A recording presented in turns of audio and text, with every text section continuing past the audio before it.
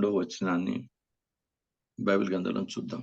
ఎందుకంటే వారు ఆ, వారు గొర్రెపిల్ల రక్తమును బట్టి తామిచ్చిన ఆ, సాక్ష్యమును బట్టి వారిని ఉమ్, జయించున్నారు గాని ఆ, మరణం వరకు తమ ప్రాణమును ప్రేమించిన వారు కారు.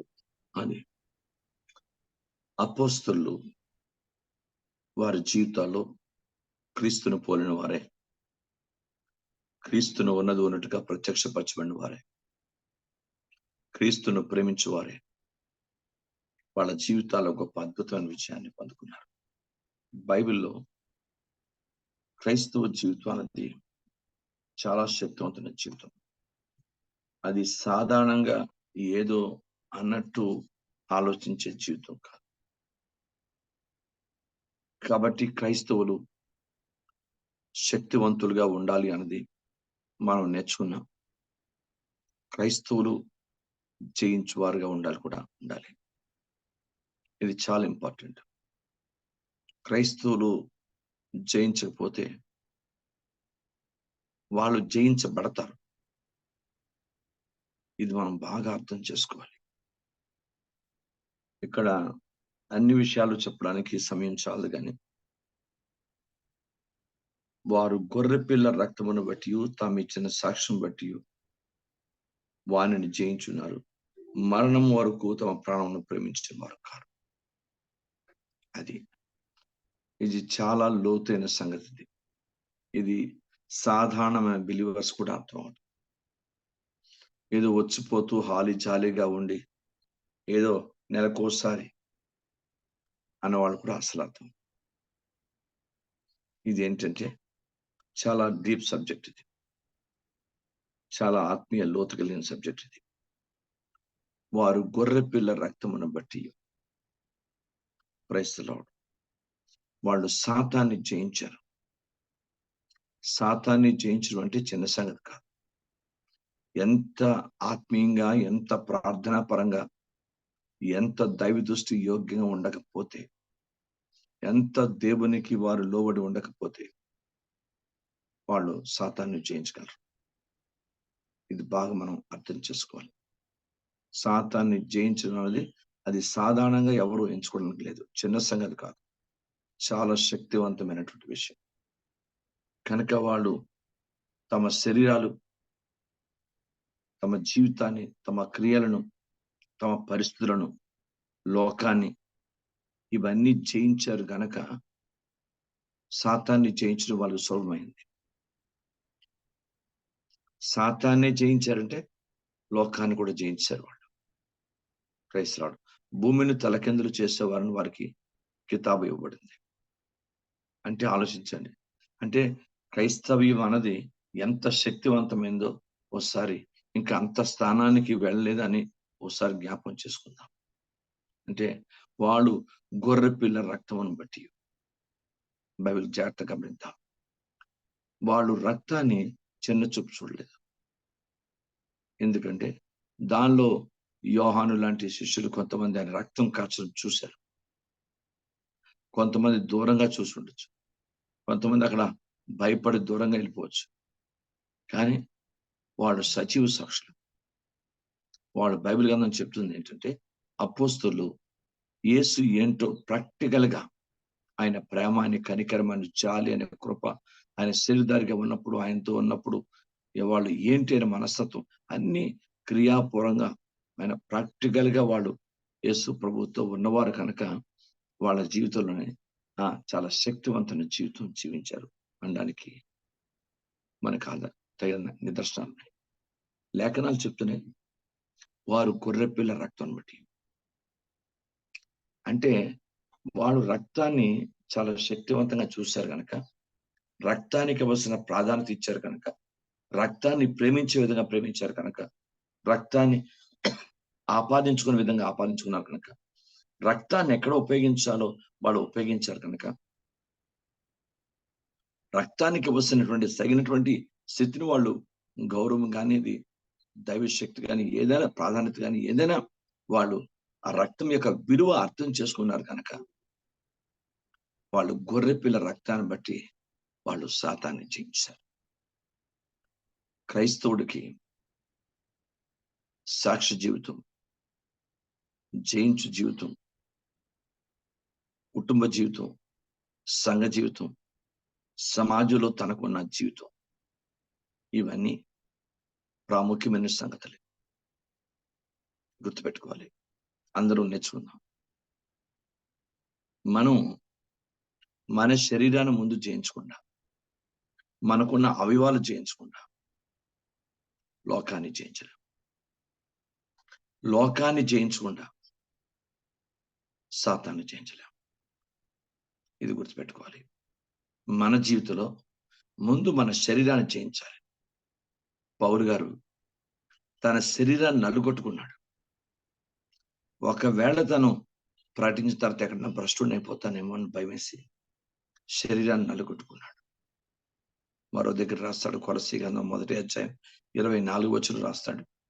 ఆయన నేను యేసుక్రీస్తు సంఘము గురించి పడిన పాటలో కొదువైన వాటిని, నా శరీరమందు నేను వాటిని సంపూర్ణం చేస్తున్నానంటాడు. అంటే క్రీస్తును పోలినటువంటి జీవితం ఎంత అనువర్తింప చేసుకున్నాడో పౌలు గారు మన అర్థమవుతుంది. అంచేత క్రైస్తవ జీవితాన్ని ఆషామాషిగా, సులభంగా, సాధారణంగా ఏదో అన్నట్టు కాకూడదు. క్రైస్తవ జీవితం చాలా శక్తివంతమైన జీవితం. కనుక ముందు మనం మన శరీరాన్ని, మన శరీర అవయవాల్ని, శరీర సంబంధమైన పరిస్థితుల్ని, శరీర సంబంధమైన బంధువుల్ని, శరీర సంబంధమైన మనుషుల్ని, శరీర సంబంధమైనటువంటి వారిని, శరీర సంబంధమైన పరిస్థితుల్ని, శరీర సంబంధించినటువంటి దాడుల్ని, శరీర సంబంధించిన ఒత్తిడిని, శరీర సంబంధమైనటువంటి వచ్చిన ప్రతి స్థితిని, సోదరిని ముందు జయించగలిగితే లోకాన్ని జయించే స్థాయికి వెళ్తాం. ఎప్పుడు మనం తాను బైబిల్ గ్రంథంలో శోధించబడ్డాడు కనుక శోధనలో ఉన్న వారిని తప్పించడం సముద్రాన్ని హెబ్రీ గ్రంథంలో రాయబడుతుందని వచ్చి, కనుక ఆయన శోధన నుంచి ఇతరుల్ని తప్పించగలడు. ఎందుకంటే శోధన ఆయన జయించాడు కనుక దేవుని గ్రంథంలో మనం మన శోధన కానీ, మన పరిస్థితి కానీ బైబిల్ గ్రంథంలో లోకంలో మీకు శ్రమ కలుగును, మీరు భయపడద్దు, నేను లోకాన్ని జయించాను.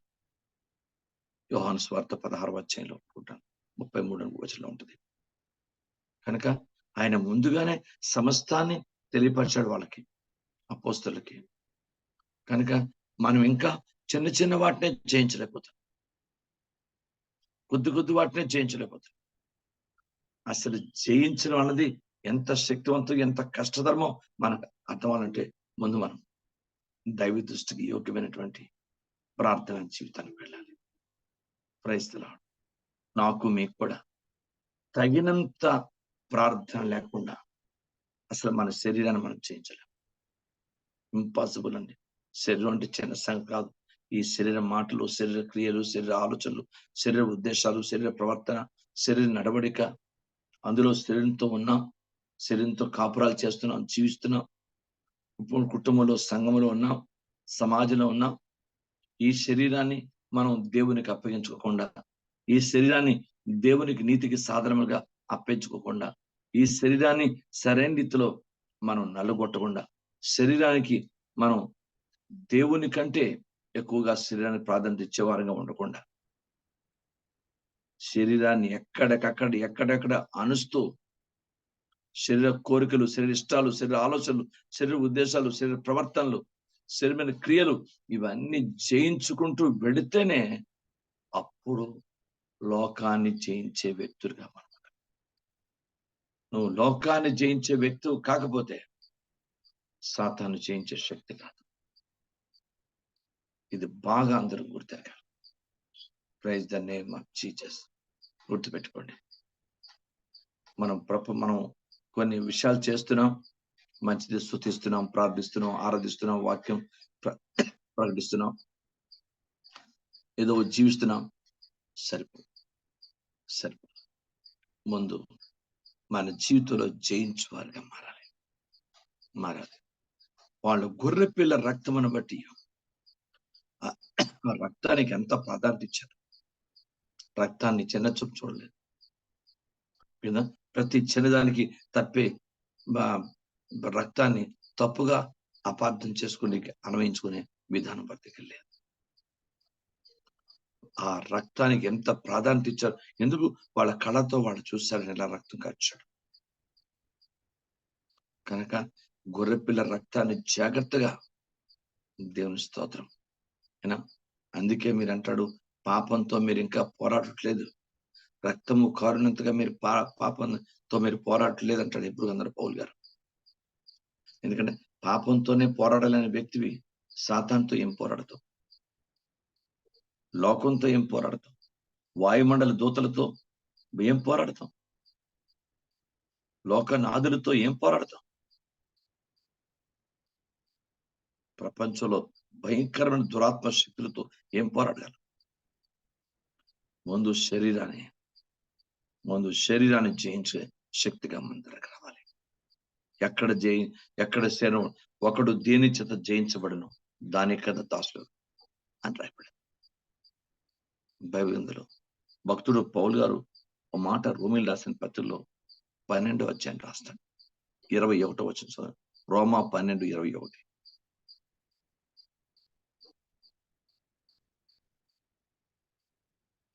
రోమా 12:21. కీడు వలన జయింపబడక మేలు చేత కీడు జయించుము. అది కీడు వలన జయింపబడక మేలు చేత కీడును జయించాలి.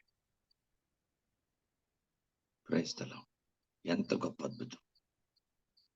ఎలీషా, కొంతమంది జనం తనకు తెలుసు దొరుకుతారు, వాళ్ళందరూ మిగతా చంపాలంటే క్షణంలో చంపేయగలరు. దేవుని ప్రార్థించినా దేవుడు చెప్పేస్తాడు. బైబిల్ గ్రంథం దేవుని వాక్యం చెప్తుంది, ప్రభువా వీరి కళ్ళును గుడ్డితనం కలుగు చేయమన్నాడు. సైన్యం చుట్టూ ఉంచితే క్రైస్తలం చుట్టూ ఎలీషా చుట్టూ జయ సైన్యం ముగిస్తే అప్పుడు వీళ్ళ కళ్ళు ముందు అందుత్వం. ఎప్పుడు అందుత్వం దేవుడు మొత్తాడు. వాళ్ళు ఇటు వెళ్తున్నారు వాళ్ళకి తెలియదు. అప్పుడు ఎలీషా దగ్గర ఉన్న మనుషులు చెప్తారు, నాయనా వీడిని చంపేమంటావా, కొట్టమంటావా? వద్దు, వాళ్ళ కడుపు నిండా భోజనం పెట్టండి. అప్పుడు వాళ్ళే మారుతారు. బైబిల్ మేలు చేత కీడును జయించడం అంటే ఏంటో ఎలీషా నేర్పించాడు. క్రైస్తలం వాళ్ళకి మేలు చేయండి, భోజనం పెట్టండి. నీ శత్రువు ఆకలిగా ఉన్నప్పుడు వానికి అన్నం పెడితే నిప్పులు గొప్పగా వాడి తల మీద పోయేది అంటాడు. కనుక దేవునికి అందరూ ఉన్న సత్యం అది. కనుక ఇవన్నీ ప్రాక్టికల్ గా మన జీవితంలోకి రావాలి. మెసేజ్ల రూపంలో వస్తున్నాయి, బాగున్నాయి, వింటున్నాం, చెప్తున్నాం, బాగానే ఉంది. ఇది క్రియాపూర్వకం వచ్చేయాలి, అంత స్థాయికి ఎదగాలి. క్రైస్తవులు ప్రపంచంలో అంటే ఈ మామూలు రీత్యా వదిలేండి, ఎందుకంటే ప్రకటిస్తున్నాం, మనం సాక్షిగా ఉంటున్నాం, ప్రకటిస్తున్నాం, వాళ్ళు యేసు క్రీస్తు రాజ్యాన్ని వ్యాప్తి చేస్తున్నాం అంటే ఈ అన్నిలు ఒప్పుకోరు, కొట్టడం, చంపడం, తిట్టడం చేస్తున్నారు, అది వేరే సార్. కానీ మామూలుగా క్రైస్తవ్యం ప్రపంచంలో చొరగడం కారణం మిమ్మల్ని బట్టి కదా అన్ని జనుల మధ్య నామం దూషించబడుతుంది. ఎందుకు?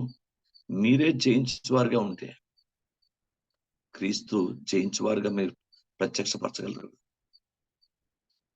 మీరు అన్ని జనుల మధ్య మీ వెలుగును ప్రకాశింపచేయాలి, కానీ మీ యొక్క దైవవాక్యాన్ని వ్యతిరేక మనస్తత్వాన్ని ప్రత్యక్షపరచకూడదు కదా. నాకు మీ కూడా ప్రవేక వాక్యం ప్రేస్తారు. అన్ని జనుల మధ్య మీ వెలుగు అంటే బైబిల్ గ్రంథం సత్యము, నీతి, మంచితనం. వెలుగంటే దేవుని వాక్యం. మీ వెలుగును ప్రకాశింపచేయండి, అన్ని జనుల మధ్య మీ వెలుగును ప్రకాశింపచేయండి. అంతేగాని మీ కోపమో లేక గర్వమో లేక పరిస్థితులు వేరే పరిస్థితితో మనం రాకూడదు కదా. అందుకే బైబిల్ గ్రంథంలో ఉంది, వాళ్ళు గొర్రెపిల్ల రక్తమును బట్టి తామిచ్చిన సాక్ష్యం బట్టి. తామిచ్చిన సాక్ష్యం ఏమిటి? వాళ్ళు సజీవ సాక్షులు, అపోస్తలులు. వాళ్ళు ఏది చేశారో దాన్ని చెప్పారు, ఏది చెప్పారో దాన్ని చేశారు. క్రియాపూర్వక సాక్షులు. వాళ్ళు దృఢమైన సాక్ష్యం ఇచ్చారు, ప్రభు కొరకు సజీవమైన సాక్ష్యం ఇచ్చారు. బైబిల్ గ్రంథంలో ఉంది. దేవుడు ఆయనను లేపాను, అందుకు మేము సాక్షులు అంటాడు అపోస్తలుల 2:32 అందుకు మేము సాక్షులు. దేవుడు అతను లేపాను, మేము అందుకు సాక్షులు. సజీవ సాక్షులు వాడు, దృఢమైన సాక్ష్యాన్ని ఇచ్చారు. చాలా బలమైన సాక్షులుగా వాళ్ళు ఉన్నారు. బైబిల్ లేక మొట్టమొదట వాళ్ళు క్రైస్తవులు అనబడ్డారు. దేవుని అంత్యోక్యలో మొట్టమొదట వారు క్రైస్తవులు అనబడ్డారు. కనుక వాళ్ళ జీవితంలో ఎంత దైవ దృష్టికి యోగ్యమైన పరిపక్వత కూడిన క్రైస్తవ జీవితంతో వాళ్ళు జీవించారు కనుక వాళ్ళు క్రైస్తవులు అనబడ్డారు. ఇప్పుడు ప్రపంచ పరిస్థితి మారిపోయింది. బైబిల్ పట్టుకున్న ప్రతి ఒక్కరిని వాళ్ళు ఎలాంటి వాడైనా, ఏ స్థితిలో ఉన్న క్రైస్తవుడు అనేస్తుంది ప్రపంచం. ఎంత దారుణం మీరు ఆలోచించాలి. అందుకే ప్రపంచం అన్ని విధాల మన అవమానపరిచే ప్రయత్నం ప్రపంచం చేస్తుంది. చులకనైపోతున్నాం, జనముల మధ్య చులకనవుతున్నాం. మన శక్తి ఏంటో, మన పవర్ ఏంటో, మనలో ఉన్న దైవత్వం ఏంటో, దైవ అభిషేకం ఏంటో, దైవ కృప ఏంటో, దైవ సన్నిధి ఏంటో, దేవుని శక్తి మనలో దాన్ని రుజువుపరచుకోగలిగిన వ్యక్తులు ఉంటే అంత వేరు సమాజం మన జోలికి రావడానికి తెగించలేదు. దేవునికి స్తోత్రం కలుగుగాక. నీకు అర్థమైందా? బైబిల్ గ్రంథంలో ఉదాహరణకి ఏలియా బతుకున్నాడు. చెప్పండి, ఏలియా బతుకున్నాడు. ఇప్పుడు ఏలియా ఉన్నాడు, మనం బతుకున్నాడు. ఆయన శక్తిని చూసి దగ్గర రాగలరా? ఆకాశం నుంచి అగ్ని దిగి ఆ 50 మంది దహించును కాక అనే మాట ఉందనుకోండి, ఒక్క 50 మంది దగ్గరికి ఎవరు చేరగలరా? ఆయన ఇంటి దరిదాపుల దగ్గర రాగలరా? చర్చి దరిదాపు దగ్గర రాగలరా? లేదు. అలాంటి శక్తి గల పరిస్థితి ఇప్పుడు లేదు కదా. క్రైస్తవులు మనం సాధారణంగా కనిపిస్తున్నాం ప్రజలకి. అంచేత మన మీద దాడులు, అఘాయిత్యాలు, దౌర్జన్యాలు. ఆలోచించండి. ఈ రోజు పరిస్థితి ఏంటంటే, దేవా అప్పుడు వాళ్ళు చేసినప్పుడు ఎందుకు చేయలేకపోతుంటే, అప్పుడు ఉన్న సమర్పణ, అప్పుడున్న పరిస్థితి ఇప్పుడు లేదు. ఇప్పుడు అంత దైవికమైన స్థితి లేదు. వాళ్ళకున్న ప్రార్థన, త్యాగం, వాళ్ళకున్న దైవికమైన జీవితం లేదు. కనుక దేవుని బిడ్డ, నాకు మీకు ప్రభు యొక్క ఆత్మ అంటాడు, వారు గొర్రెపిల్ల రక్తం బట్టి ఆ గొర్రెపిల్ల రక్తాన్ని ఎంతగా వాళ్ళు గౌరవపరిచారు, మహింపరిచారు, వారిని తగిన రీతిలో వారు హెచ్చించారు. ఆ రక్తం యొక్క శక్తిని వాళ్ళు ప్రత్యక్షపరిచారు సమాజంలో. వాళ్ళు ప్రార్థన చేస్తుంటే ప్రార్థన చేస్తున్న భూమి కంపించిందట. ఆ శక్తి ఉంటే ఇప్పుడు ఎవరు క్రైస్తవుని చిన్నచూపు చూడడం కావద్దు. అమ్మ, వాళ్ళు శక్తివంతులు వాళ్ళు. బైబిల్ చెప్తుంది కనుక ముందు ప్రభు రక్తాన్ని మనం ప్రభు రాత్రి పోయిన రోజున ఆ టైంలోకి ఏదో వస్తాం, ఆ టైంలో కావ కొంతమంది 12కి 12:30కి కదా ఇలాగా ఆ మధ్యలోని వచ్చి గబుక్కుని ఆయన ప్రభు రక్తం తీసుకునే పరిస్థితి. అంతవరకు వారం అంతా ఎలా జీవించిన వారంలోని గబుక్కుని బైబిల్ పట్టుకొని ఏదో మనం వచ్చి అలాంటి పరిస్థితులు కాదు. దేవుని ఒక్కడు గుర్తుపెట్టుకోండి, నేను నిలబడి మాట్లాడుతున్నా, మీరు నిలబడి ప్రభురాత్రి పోయిన క్యూలో ఉన్న మనందరినీ చూస్తున్నవాడు దేవుడు. He's looking everybody's heart, mind, soul, spirit. మన ఆత్మ, ప్రాణ, శరీరం, మన మనస్సు, మన ఉద్దేశం, మన ప్రతి ఒక్కటి ప్రభు చూస్తుంటున్నాడు. మనం ప్రభురాత్రి పోయిన కొరకు నించున్నామంటే చాలు, మనం బైబిల్ పట్టుకొని నించున్నామంటే చాలు, ఆయన అక్కడ మనం చూస్తున్నాడు. ఎక్కడ నామనిద్దరు వారి మధ్య నేను ఉంటాను సెలవిచ్చిన ప్రభు, అక్కడ ఆయన చూస్తున్నాడు. మనం బైబిల్ పట్టుకోవడం, నించడం, ఎలా నించున్నాం, యేసులో నించున్నాం, పశువులు నించున్నాం, యోగ్యం నించున్నాం, యథార్థం నించున్నాం చూస్తాడు. నేను ఎలా ఇస్తున్నాను, సేవకుడు ఎలా ఇస్తున్నాడు, అది చూస్తున్నాడు. ఇవన్నీ చూస్తున్న దేవుడు మరి దైవికమైన పరిస్థితి కదా. గొర్రెపిల్ల రక్తాన్ని ఎలా తీసుకుంటున్నాం, ఏ విధంగా తీసుకుంటున్నాం? రక్తంలో కడగబడి తీసుకుంటున్నావా? రక్తాన్ని ప్రేమించి తీసుకుంటున్నావా? రక్తాన్ని గౌరవించి దైవ దృష్టి యోగంగా ఆపాదించుకొని ఆ రక్తంలో ఉన్న శక్తిని అర్థం చేసుకొని రక్తాన్ని ప్రవహించి ఆ రక్తంలో నేను పాలు బాగా వస్తుండే కావాలి.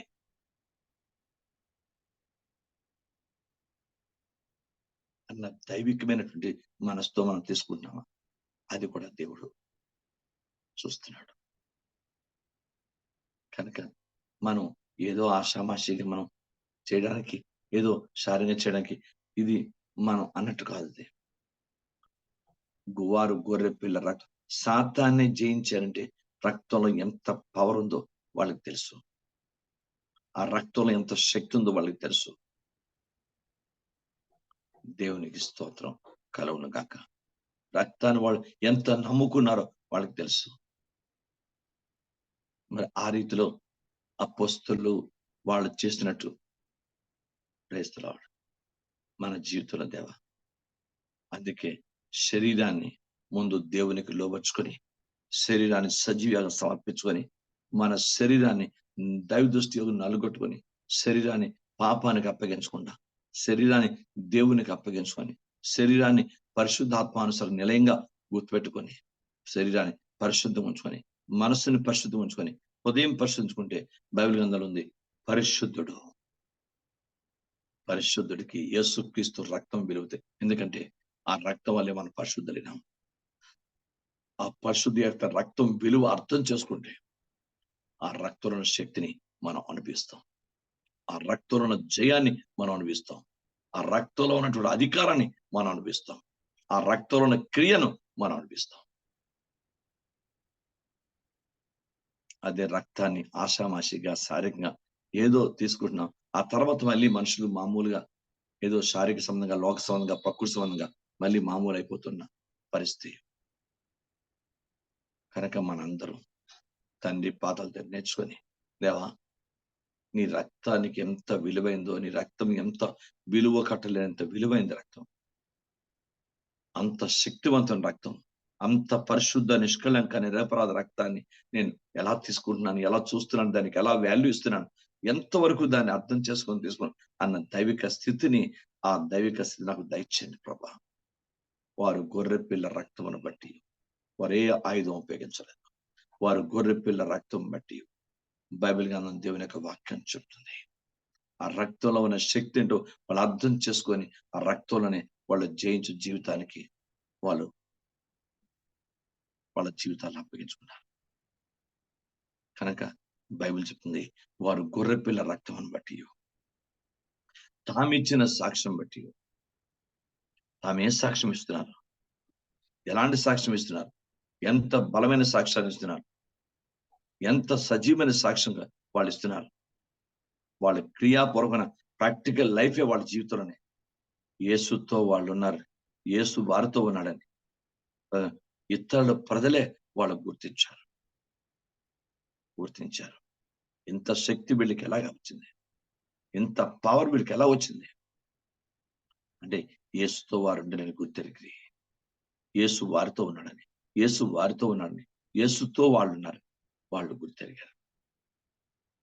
మనతో యేసు ఉన్నాడు, మనలో యేసు ఉన్నాడు అన్న ఆలోచన విధానం ఉంటే మనం ఏ విధంగా మన మాట తీరు, మన క్రియలు తీరు, మన పద్ధతులు మనందరం ఒకసారి ఆలోచించండి. మనలో యేసు ఉన్నాడన్న సంగతే కొన్నిసార్లు మర్చిపోతాం, మనం పక్కన పెట్టేస్తాం. మన లోపట ఉన్నటువంటి పరిస్థితి బయటకు వచ్చేస్తుంది. కొన్నిసార్లు యేసు మనలో ఉన్నాడు, మనతో ఉన్నాడు అని పక్కనే ఆ మాటనే, ఆ విషయాన్నే కొంచెం పక్కన పెట్టి మనగా మనం ప్రత్యక్షపరిచేసుకుంటాం. యేసు మనతో ఉంటే మన మాటలు, యేసుతో ఉంటే మన క్రియలు, యేసు మనతో ఉంటే మన జీవితం ఏ విధంగా ఉంటుంది అది వాళ్ళు చూపించారు అపోస్తలులు. మనం నేర్చుకున్నాం. బైబిల్ గ్రంథం చెప్తుంది. దేవునికి స్తోత్రం కలుగును గాక. మీరు గుర్తెరుగుదాం. తండ్రి నిజమే, వారు గొర్రెపిల్ల రక్తాన్ని బట్టి, తామిచ్చిన సాక్ష్యాన్ని బట్టి ప్రేసాడు వారు సాతాన్ని జయించారు. కానీ మరణ పర్యంతం వరకు వాళ్ళు ప్రాణమును ప్రేమించేవారు కాదు. ప్రాణమును ప్రేమించేవారు కాదు. వాడు ప్రాణాన్ని ప్రేమిస్తే అంత గొప్ప స్వార్థ ప్రకటించి ఉండరు. వాళ్ళు ప్రాణాన్ని ప్రేమించలేదు, ప్రాణాన్ని తెగించారు. ప్రాణాలకు తెగించారు. మహా అయితే వాళ్ళ ప్రాణం తీస్తారు, అంతకంటే వాళ్ళ దగ్గర ఇంకేం లేదు అన్న తెగింపు వచ్చేసారు. హతసాక్షులు అయిపోయారు. 12 అపోస్తలులు. ఇస్కరియోతు యూదా తప్పించి మిగతా 11 మంది మత్తయి చేర్చబడ్డాడు. కనుక ఈరోజు బైబిల్ అంటుంది, జయించు జీవితానికి మొట్టమొదట పరిస్థితి ఏంటంటే వారు గొర్రెపిల్ల రక్తం. గొర్రెపిల్ల రక్తం మన మీద ఆపాదించుకోవడమే కాదు, ఆ రక్తం ఎంత పవిత్రమైందో, ఎంత యోగ్యమైందో దానికి తగినట్టుగా మీరు ఉండాలి. దేవునికి స్తోత్రం కలుగుగాక.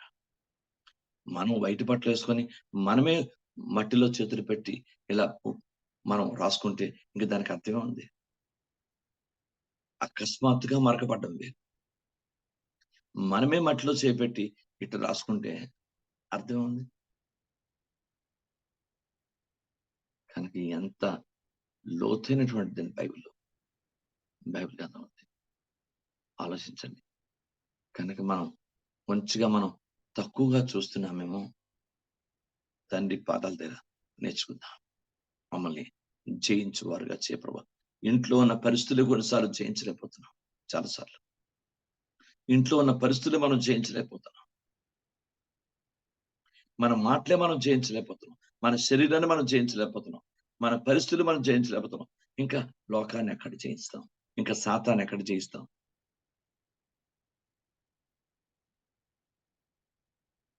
దాన్ని బట్టి మనం జయించు వారిగా ఉంటాం. జయించు వారి యొక్క బహుమానం చాలా శక్తివంతమైనది. సృష్టిలో ఎవరికి ఊహకందం అలాంటి ఆశీర్వాదాలు జయించు వారికి ఇచ్చండి. క్రైస్తవుడు బైబిల్ గ్రంథంలో సృష్టిలో అన్ని రకాల పళ్ళు ప్రపంచంలో లైవ్ లో అంటే ప్రపంచంలో ఎన్ని రకాల పళ్ళు తినేస్తావు, ఏదో బాధపడే. ఉదాహరణకి ప్యారిస్ లో పండు ఉంది, అది తెచ్చుకొని ఎన్ని లక్షల కోట్లను ఖర్చు పెట్టో, మీ బంధువుల్ని అక్కడ ఉంటే వాళ్ళకి చెప్పో, ఏదో బాధపడి తినేస్తావు. బట్ జీవవృక్ష యొక్క ఫలం తినడం అంత సులభం కాదు కదా. క్రైస్తవుడు సృష్టిలో ఎవరు తినలేదు దాన్ని. ఒక్క జయించు వాడికే దానికి ఇచ్చాడు. ఒక్క జయించు వానికి ఆ జీవఫల వృక్షాన్ని ఫలాన్ని ఇచ్చాడు, మరెవరికి లేదు. దేవునికి స్తోత్రం కలుగును గాక. ఆలోచించండి. సృష్టి మొత్తం మీద అది 750, 850, 1000 కోట్ల జనాభా అవ్వచ్చు. సృష్టి మొత్తం మీద ఎవరికి అందని దైవిక స్థితి. దేవునికి స్తోత్రం. ఆ జీవవృక్ష ఫలాన్ని జయించు వారిని జీవవృక్ష ఫలమును భుజింపనిత్తు అని రాయబడింది ప్రకటన. Praise the name of. అంటే అర్థం ఏంటి? ఎందుకు జీవవృక్షాన్ని తినమన్నాడు? ఇంకా నీ జీవితంలో చావు గివు నథింగ్. నిత్యం మృత్యుంజడిగా ఉంటాం, నిత్యం జీవిస్తూనే ఉంటాం. దేవునికి స్తోత్రం. బైబిల్ గ్రంథాన్ని పరిశీలించండి. ఈరోజు మీరు తండ్రి పాదాలను నేర్చుకుని, తండ్రి నిజమే మేము జయించగలిగిన కృప ఇవ్వండి. కొన్నిసార్లు సమయాన్ని జయించలేకపోతాం, మన ఇష్టాన్ని జయించలేకపోతాం, మన కోరికల్ని జయించలేకపోతాం, మన ఆకలిని జయించలేకపోతున్నాం. క్షమించయ్యా. క్రైస్తవం ఎంత శక్తివంతమైందో, ఎంత బలమైందో దాన్ని ఏమీ కాకుండా సాధారణంగా ఆలోచిస్తున్నాం. ప్రభా కనికరించున్నాయి. ఈసారి మా జీవితంలో క్రైస్తవ్యాన్ని అర్థం చేసుకొని దాన్ని తగినట్టు, అందుకే బైబిల్ గ్రంథంలో లేఖనాల్లో పెద్దని కొన్ని విషయాలు తగినట్టు మీరు స్వార్థకు తగినట్టుగా ప్రవర్తించండి, దేవుని రాజ్యమునకు తగినట్టుగా మీరు ఉండండి. బైబిల్ గ్రంథంలో ఉంది, బైబిల్లో ఉంది కొన్ని విషయాలు. దేవుని సమయం తగిన బైబిల్, దేవుని వాక్య ప్రకారము కొంచెం మీరు తగినట్టుగా ఉండండి. దాన్ని దేవునికి తగినట్టుగా, వాక్యమునికి తగినట్టుగా, ఆత్మకు తగినట్టుగా, పరిశుద్ధాత్మానుసారం జీవితానికి తగినట్టుగా మీరు ఉంటే ఆ జయించు జీవితం మన సొంతం అయిపోతుంది. అందుకు మనం ఉండట్లేదు. కనుక వారు గొర్రె పిల్ల రక్తం బట్టి, అందుకే మామూలు యేసు క్రీస్తు అని అక్కడ ఉపయోగించలేదు, వారు గొర్రె పిల్ల రక్తం బట్టి. తామిచ్చిన సాక్ష్యం బట్టి. అంటే ఎలాంటి సాక్ష్యం ఇచ్చారు, ఎంత శక్తివంతంగా వాళ్ళ సాక్షులు వాడబడ్డారు. దేవునికి స్తోత్రం కదా. ఆయన హానోక్ గారు ఎత్తబడే ముందు లేఖనం బంధ ఆయన మంచి సాక్ష్యాన్ని పొందుకొని ఎత్తబడి పెట్టారు. దేవునికి స్తోత్రం. మన సాక్ష్యాన్ని మనం పట్టించుకోం, మన సాక్ష్యాన్ని మనం ఆలోచించం, సాక్ష్యానికి తగిన ప్రాధాన్యత ఇవ్వం. దేవునికి స్తోత్రం. హల్లెలూయా. మనందరం కూడా ప్రభు యొక్క కార్యాలకు ఎలా సాక్ష్యం ఇస్తున్నామో ఆ కార్యాలకు తగినట్టుగా మళ్ళీ అందుకే పాపాత్ములకు చెప్పాడు, ఇక పాపం చేయకు, మళ్ళా నువ్వు పాపం చేయకు, నీకు అధిక కీడు కలగకుండా నువ్వు పాపం చేయొద్దన్నాడు. అంటే కీడు మళ్ళీ పాపం చేస్తే అది కీడు వచ్చేస్తుంది. ఇప్పుడు రాళ్లతో కొట్టడం కాదు, ఇంక దేంతో కొట్టేస్తాడు, మళ్ళా పాపం చేయ.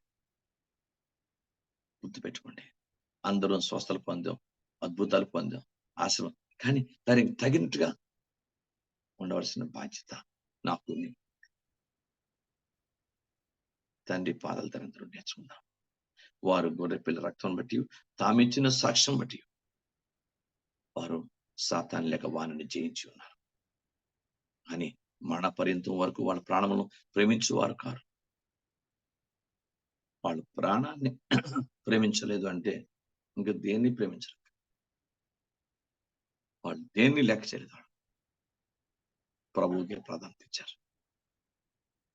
ప్రతి క్షణం మన ప్రాణాన్ని మనం ప్రేమించుకుంటాం, మన శరీరాన్ని ప్రేమించుకుంటాం, మనకున్న వాటి అన్ని ప్రేమించుకుంటాం. దేవునికి ఇవ్వాల్సినంత ప్రేమ మనం ఇవ్వట్లేదు. కనుక క్రైస్తవ్యం అన్నది అలా ఉండడానికి లేదు. నాకు మీ కూడా ప్రభు ఆత్మ ఉదయకాలం దేవుని ఆత్మ నన్ను హెచ్చరిస్తున్నాడు, మిమ్మల్ని హెచ్చరిస్తున్నాడు. శరీరాన్ని జయించి, లోకాన్ని జయించి, సాతాన్ని జయించగల దైవిక క్రైస్తవులుగా మమ్మల్ని మార్చండి తండ్రి. ఎస్, ముందు ఇలా మనం మారితే, జయించు జీవితం నాకు మీకు ఉంటే అన్ని మన సొంతం అయిపోతాయి. భూమి మీదనే పరలోకాన్ని చూపించగలుగుతాం ఇతరులకి. ఎస్, దేవునికి స్తోత్రం. ముందు మనం ఎక్కడెక్కడికో మనం వెళ్ళిపోవడం అవసరం లేదు.